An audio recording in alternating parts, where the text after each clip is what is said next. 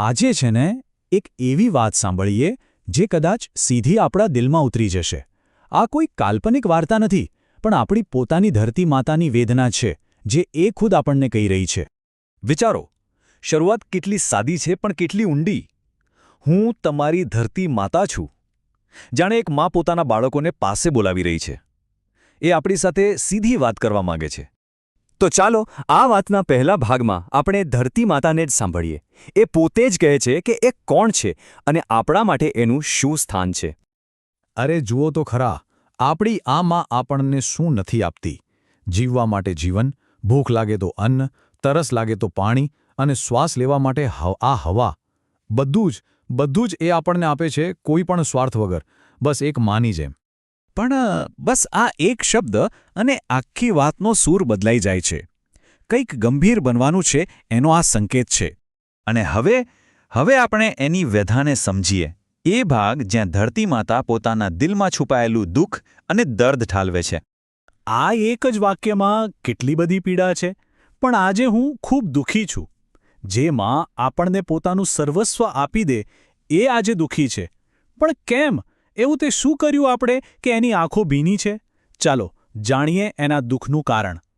હવે એ કારણો પર નજર કરીએ જેણે ધરતીને આટલો આઘાત આપ્યો છે. એ એક પછી એક પોતાના જખમો ગણાવે છે. એ જખમો જે આપણે જ આપ્યા છે.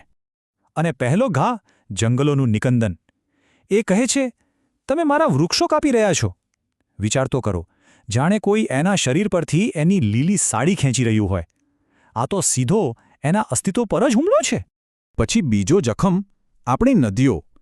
જે નદીઓ એના શરીરમાં લોહીની નસો જેવી છે, એને જ આપણે ગંદકી અને ઝેરથી ભરી દીધી છે.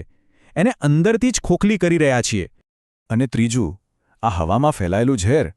જે શુદ્ધ હવાએ આપણને જીવન તરીકે આપે છે, એ જ શ્વાસને આપણે ધુમાડાથી ભરી દીધો. આપણે એનો જ શ્વાસ રૂંધી રહ્યા છીએ. તો આ બધા ઘાવની અસર શું થઈ? ધરતી માતા આ દર્દને ખબર છે એક બીમારી સાથે સરખાવે છે. અને આ સરખામણી કેટલી સાચી છે! એ કહે છે કે આપણા કર્મોને કારણે એનું આખું શરીર તપી રહ્યું છે, જાણે એને તાવ આવ્યો હોય. અને આ તાવ બીજું કંઈ નહીં પણ ગ્લોબલ વોર્મિંગ છે, જેની આગમાં આજે આખી દુનિયા શેકાઈ રહી છે. અને આ તાવના પરિણામો ભયંકર છે. એના જ બાળકો, પેલા માસૂમ પ્રાણીઓ બેઘર થઈ રહ્યા છે. વરસાદનું કોઈ ઠેકાણું નથી રહ્યું. અને જે ખેડૂત ધરતીનો પુત્ર કહેવાય, એ આજે સાવ લાચાર બની ગયો છે. પણ આટલી બધી નિરાશાની વચ્ચે એક આશાનો નાનકડો દીવો ટમટમે છે. ધરતી માતા આપણી સામે એક સવાલ મૂકે છે.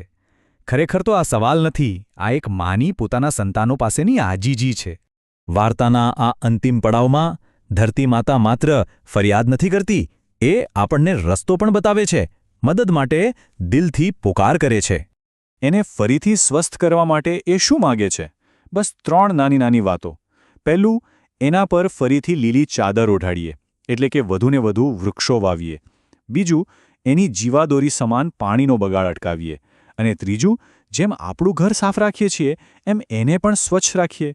કેટલું સહેલું છે, નહીં? અને છેલ્લે એક માનું વચન. એ કહે છે, બસ મને પ્રેમ આપો, હું બદલામાં તમને સુખી અને સ્વસ્થ જીવન આપતી રહીશ. જુઓ, આ કોઈ વાર્તાનો અંત નથી. આ તો એક નવી શરૂઆત માટેનો ઇશારો છે. અને હવે નિર્ણય આપણે સૌએ સાથે મળીને લેવાનો છે.